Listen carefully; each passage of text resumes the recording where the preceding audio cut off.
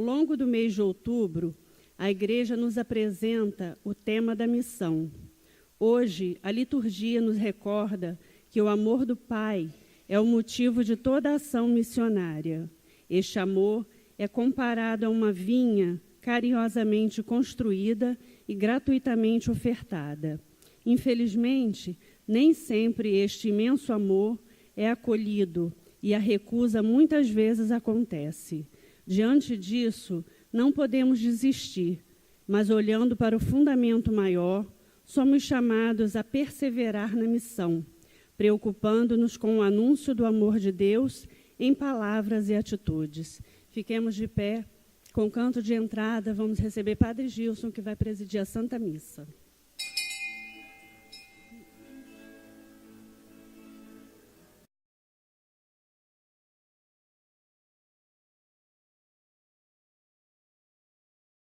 Leitura do livro do profeta Isaías. Vou contar para o meu amado o cântico da vinha de um amigo meu. Um amigo meu possuía uma vinha em fértil encosta. Cercou-a, limpou-a de pedras, plantou videiras escolhidas. Edificou uma torre no meio e construiu um lagar. Esperava que ela produzisse uvas boas, mas produziu uvas selvagens. Agora, habitantes de Jerusalém e cidadãos de Judá, julgai a minha situação e a minha vinha. O que poderia eu ter feito a mais por minha vinha e não fiz?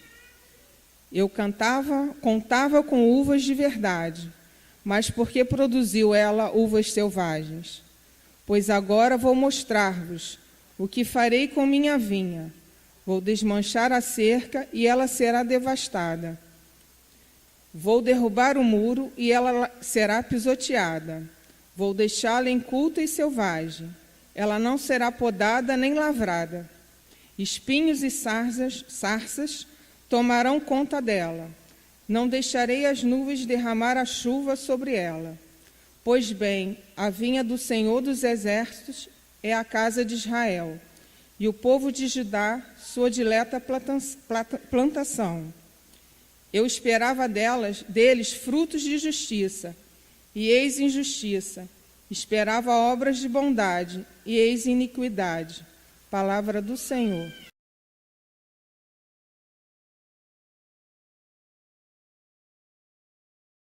A vinha do Senhor é a casa de Israel. Arrancastes do Egito esta videira, e expulsastes as nações para plantá-la. Até o mar se estenderam seus sarmentos, até o rio seus rebentos se espalharam.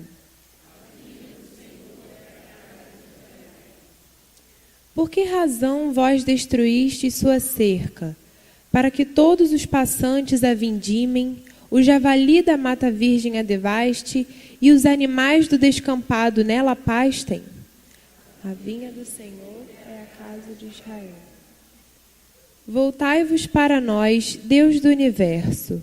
Olhai dos altos céus e observai. Visitai a nossa vinha e protegei-a.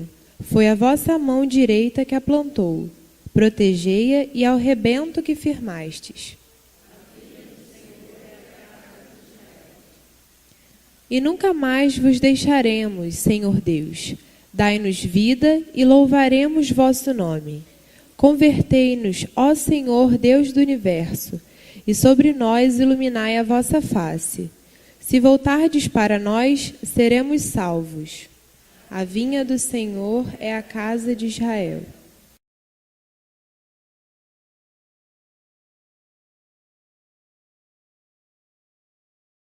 Leitura da carta de São Paulo aos Filipenses.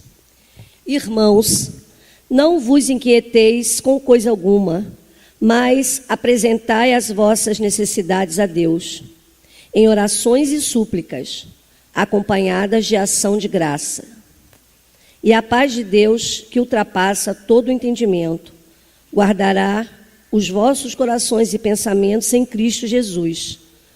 Quanto ao mais, irmãos, ocupai-vos com tudo o que é verdadeiro, respeitável, justo, puro, amável, honroso, tudo o que é virtude, ou de qualquer modo mereça louvor. Praticai o que aprendestes e recebestes de mim, ou que de mim vistes e ouvistes. Assim, o Deus da paz estará convosco. Palavra do Senhor.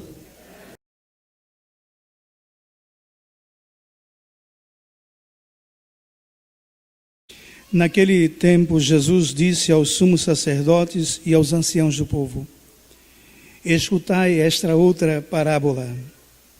Certo proprietário plantou uma vinha, pôs uma cerca em volta, fez nela um lagar para esmagar as uvas e construiu uma torre de guarda. Depois arrendou a vinhateiros e viajou para o estrangeiro. Quando chegou o tempo da colheita, o proprietário mandou seus empregados aos vinhateiros para receber seus frutos. Os vinhateiros, porém, agarraram os empregados, espancaram a um, mataram a outro e ao terceiro apedrejaram. O proprietário mandou de novo outros empregados em maior número do que os primeiros, mas eles os trataram da mesma forma. Finalmente o proprietário enviou-lhes o seu filho, pensando: a meu filho eles vão respeitar. Os vinhateiros, porém, ao verem o filho, disseram entre si: este é o herdeiro. Vinde, vamos matá-lo e tomar posse da sua herança. Então agarraram o filho, jogaram-no para fora da vinha e o mataram. Pois bem, quando o dono da vinha voltar, o que fará com esses vinhateiros? Os sumos sacerdotes e os anciãos do povo responderam: com certeza mandará matar de modo violento esses perversos e arrendará a vinha a outros vinhateiros que lhes entregarão os frutos no tempo certo.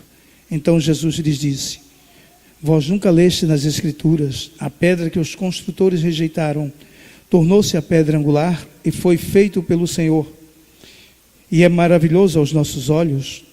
Por isso eu vos digo: o reino de Deus vos será tirado e será entregue a um povo que produza frutos, que produzirá frutos. Palavra da salvação. Sentemos. Obrigado, crianças.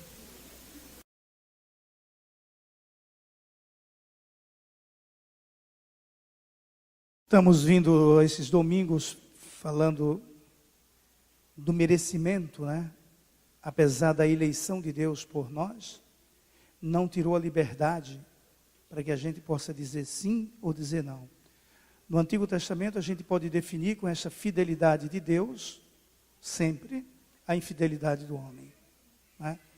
Diante da fidelidade de Deus e infidelidade do homem, fica claro que os profetas vaticinam, dizendo: a desgraça vai cair sobre vocês, não como castigo, mas como consequência da opção de vocês. E o judeu rezava muito, quando se distanciava da lei de Deus, da palavra de Deus. Então vinham as perseguições, as escravidões, seja no Egito, a mais radical e mais antiga, mas também as guerras com a Babilônia, escravos na Babilônia, presos na Síria, etc, etc. E aí era a punição de Deus. Mas Deus sempre com amor, querendo que o povo se convertesse e voltasse. E os profetas vaticinavam, dizendo: corrupção, idolatrias, prostituição religiosa, no sentido de adorar outros deuses, né? Toda a questão da falta de amor à verdade, aos ensinamentos, à lei de Deus. O salmista também vai dizer, vai fazer um reclame, né, a Deus, um grito, por assim dizer: arrancaste do Egito essa videira e expulsastes as nações para plantá-la. Está falando de Israel, que ele tirou do Egito como escravo. Até o mar estenderam seus sarmentos, até o rio seus rebentos se espalharam. E ele pergunta: por que razão vós destruíste sua cerca, para que todos os passantes a vidimem, o javali da mata virgem a devaste, e os animais do descampado nelas pastem? E aí ele clama: voltai-vos para nós, Deus do universo, olhai do alto os céus e observai, visitai a vossa vinha e protegei-a. Quer dizer, por que o Senhor nos abandonou? Por que estamos passando por isso? Aí uma reflexão, pessoal: é por causa da nossa falta de amor, do ódio que se instalou, nos distanciamos da lei. Foi a vossa mão direita que plantou, protegei-a e ao rebento que firmastes. E nunca mais vos deixaremos, Senhor Deus. Dai-nos vida e louvaremos o vosso nome. Então, o escritor, o salmista, pede a Deus que não olhe com tanto ódio. Qual é a resposta de Deus a esse grito? Enviou o seu Filho. E Jesus o que constata também, e constatou também usurpação, indiferença, né, diante dos fariseus, dos doutores da lei. E ele vem falando, exortando, não como um castigo, mas como uma promessa de salvação, né? Espera de nós essa fidelidade, desse nos declararmos dele. Ele vai dizer depois, todo aquele que se declarar, né, diante dos homens, a respeito de mim, eu também me declararei diante do meu Pai. Quem não se declarar, eu também não o advogarei, né? Não me declararei diante dele, ao lado dele, diante do meu Pai que está no céu. É sempre o testemunho. Vivemos tempo hoje, né, momentos difíceis, por que não dizer uma cristofobia exagerada no mundo todo.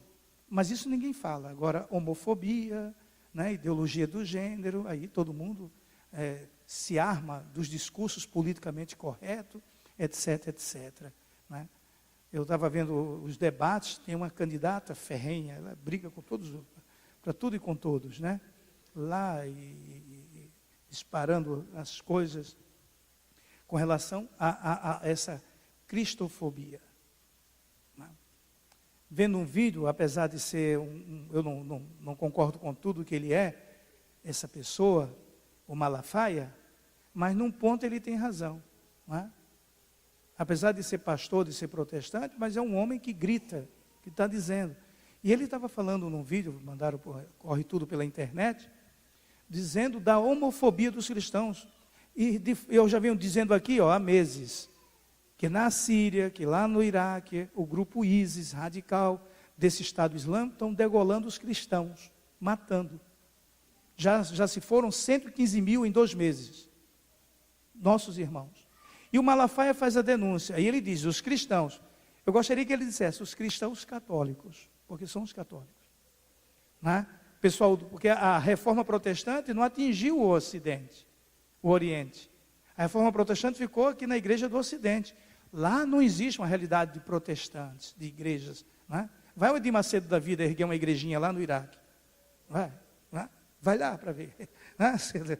Lá são os melquitas, os maronitas, o rito, né, árabo-cristão, são os ortodoxos mesmo, que não na totalidade, mas parcialmente tem uma unidade nossa com o Papa.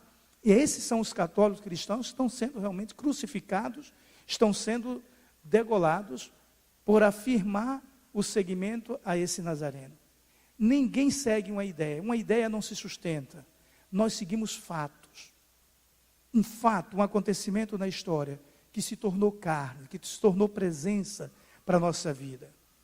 É por isso que eu sempre reclamo, vivemos também às vezes aqui e num cristianismo bobo, alegre, sem ter a implicação das consequências. Quando agora no voto, no namoro, como é que está o meu namoro? Como é que estão os meus relacionamentos? Na minha empresa, com meus amigos, qual é o ponto de partida de juízo, de julgamento da minha vida? Não é? Qual é o meu testemunho? Qual é a minha dor sincera? Como é que eu estou? Quem pode de fato saciar essa angústia que tem dentro de mim, se não reconhecer um mistério que se revelou, mas que continua mistério? Não podemos dar por óbvio Cristo, porque só conhecemos de Deus aquilo que Cristo quis revelar e se apresentou, e que o Espírito Santo confirma dentro da vida. E o Espírito Santo grita dentro de nós, a voz da consciência, as exigências do coração, de verdade e de justiça. Quem permanece aflorando dentro de nós e não nos engana, aí podemos dizer muito claramente, é o Espírito Santo. Então o Espírito Santo não é uma coisa boba, voatória, né, subjetiva. Grita dentro de você com gritos inefáveis, diz São Paulo, né? Com gritos mesmo, E hoje, qual é o grito que você abafa dentro de você? Olha o que São Paulo diz, né? Não vos inquieteis com coisa alguma. Que bom. O cristão que se leva a sério é um homem inquieto, uma pessoa inquieta. Não estou satisfeito. E só vou encontrar a plenitude no céu. Então a casa não me basta, o carro não me basta, minha mulher, meu marido, meus filhos, a vida, nem a minha vida, nada. Vivo nessa tensão. Por isso administro bem tudo, a mulher, os filhos, o carro, o trabalho, o dinheiro que tenho, não é? Tudo, em vista de algo maior que eu não sei. Eu quero ter meu sim diante de Cristo. O que Ele vai fazer com ele? Eu não sei. Só Ele sabe. E como é que nós damos o nosso sim? Já medindo o resultado. Né? Eu vou dar o sim, mas a consciência já fica. O que vai ser? Então, ter esse sim. Apresentai as vossas necessidades a Deus, diz São Paulo. E aí, uma frase, ele resume o que seja a missa. Olha a missa. Em orações e súplicas, acompanhada de ação de graças. Essa é a missa. Numa frase. E a paz de Deus, que ultrapassa todo o entendimento, guardará os vossos corações, pensamentos em quem? Em Cristo Jesus. Então, o Cristo Jesus é o Senhor da minha vida. Né? Agora, tem implicações. Quanto ao mais, irmãos, aí ele vai dizer, do que é que vocês estão ocupados? Vocês se ocupam de quê? Vocês gastam o tempo da vida de vocês com quê? Ocupai-vos, sabe de quê? Do que é verdadeiro. É isso que edifica. Do que é respeitável. São palavras que têm que ter peso na vida e na experiência. Do que é justo, do que seja puro, do que seja amável, honroso. Tudo que é virtude, ou de qualquer modo mereça louvor. Então não é um moralismo, mas essas coisas correspondem à minha vida. Eu sou amante da verdade. Eu não gosto de mentiras, de frutícolas, de coisas. Eu quero a verdade na minha vida. Da justiça, quando diz justo, aquilo que é da justiça. E tudo que é bom, louvável, é puro. A pureza não é meramente uma pureza ritual, mas a pureza se dá no exercício da verdade, no exercício daquilo que é justo e santo. Praticai o que... Aí vem. Não é uma coisa intimista, não é uma coisa de que eu acho, do que eu penso. Mas o cristianismo é sempre um ponto de referência, um ponto de comparação. Praticai o que aprendeste e recebestes de mim. São Paulo se coloca como a continuidade viva de Cristo, daquilo que ele recebeu. Os que de mim vistes, ou que de mim tu vistes e ouvistes. Assim o Deus da paz estará convosco. Então o cristianismo é esse olhar, é um olhar que se aprende, não é um conjunto de regras. É uma comunidade de irmãos que se julgam, que se corrigem, que partilham a vida, e que no fundo, eu quero o bem do outro, que ele se salve. Às vezes tem alguns que estão chegando, foram a vida toda católicos, mas estão enxergando Cristo agora. E a gente pode achar que ele já sabe, dando por... Ele pode ser um grande médico, pode ser um grande advogado, pode ser um grande professor, um grande filósofo, mas a fé é infantil ainda, e é preciso ajudá-lo a colocar como papinha na boca, para que ele vá absorvendo. E aí a nossa paciência, também na nossa arrogância, no nosso já sei, a gente às vezes falta da caridade com os outros, fica indignado com certas coisas, ao invés de fazer o caminho, né? Junto com a pessoa, com o tempo dela, para que ela vá... A gente já quer logo... Tem as mesmas atitudes do João e do Tiago, quando foram lá na comunidade dos samaritanos, que não se davam com os judeus, foram na frente preparar a dormida para Jesus e eles expulsaram. Aqui não, vocês não ficam aqui não, que vocês estão indo para Jerusalém. O Senhor quer que a gente mande vir um fogo do céu e acabo com eles? E Jesus deu um corretivo, não é bem assim, né? Vamos por outro canto, calma. O cristianismo não pode ser uma imposição, é sempre uma proposta à liberdade. Por isso Deus cumulou a gente de livre-arbítrio, né? Para que com essa tendência a sermos livres, possamos afirmar de fato, com convicção, o que queremos. O que queremos, o que eu quero da minha vida, onde eu quero chegar, O Papa vem falando nesses dias, né? Há uma desertificação da fé. Mas também é no deserto que eu percebo que é essencial para viver. É quando minha vida se faz deserto, quando a dor às vezes fala mais alto, é que eu começo a olhar e dizer, mas o que é necessário para eu viver? E se eu não encontrar nesse mistério e numa companhia concreta, a minha vida se torna desespero. Aí a primeira briga com minha esposa, eu me separo. Hoje tudo assim, é impressionante. Separa. Não é assim. O meu sim é para sempre. A minha amizade com você é para sempre. Não se pode, numa vida hoje que percebemos, pela experiência que tudo decai, nós os cristãos fazemos uma outra experiência. Que tudo dura, que tudo é para sempre. O problema é que eu não tenho o meu sim, como Nossa Senhora tinha. Aprendamos a dizer sim. E o que Cristo vai fazer com ele, não, como eu falei, não sei. Eu não tenho medo do meu sim. O problema é que a gente diz o sim medindo o final. Medindo já o fim da história. Não é? Que graça tem? A gente se move dentro de uma margem de segurança muito fútil. Não é? Muito material. Não se entrega por inteiro. Nem nos relacionamentos, nem na vida. A Cristo. E depois quer que aconteça um milagre. Se vivemos medindo o caminho, a estrada que já nos foi dada. É preciso com liberdade dizer, Senhor, o que queres de mim? Com essa situação, com este drama, com esse problema. Por isso ele continua morrendo, continua se sacrificando por nós. Não é à toa que os nossos irmãos, lá como eu estava falando no início, lá no Iraque, estejam sendo degolados, crucificados. E aqui, temos que sair desse cristianismo bobo, alegre, né? Que não implica consequências dentro da vida. Tem consequências. Tem consequências sim. Se posicionar dele. Está um filme aí em voga, né?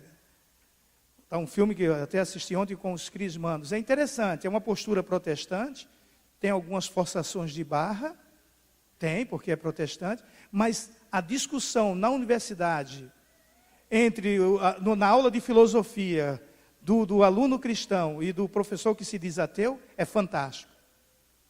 E é um tema tão profundo que você tem que parar, pausar para dizer o que significa, né, a teoria, né, a teoria do evolucionismo, o que significa a teoria do criacionismo. Lá no filme aborda. E as defesas, uma série de coisas. Mas um fato me chamou a atenção, vou contar só um. São 7 personagens, tem 7 histórias identificáveis dentro desse filme. Me chamou a atenção de uma, porque é mais radical. Vou só dizer dela, dessa muçulmana, Aisha, que o pai levava para a faculdade, ela ia com o véu, aí, com a murca lá. Quando chegava, ela tirava. E aí as amigas, não, porque... Mas ela foi se convertendo pelo olhar, pela convivência, pela pregação dos amigos. De modo que ela levava no iPod escutando as cartas de São Paulo, as pregações sobre São Paulo, até que por uma situação lá o pai descobre, e o que é que ele faz? Porque o muçulmano não tem perdão. Ou você é muçulmano ou você não é nada.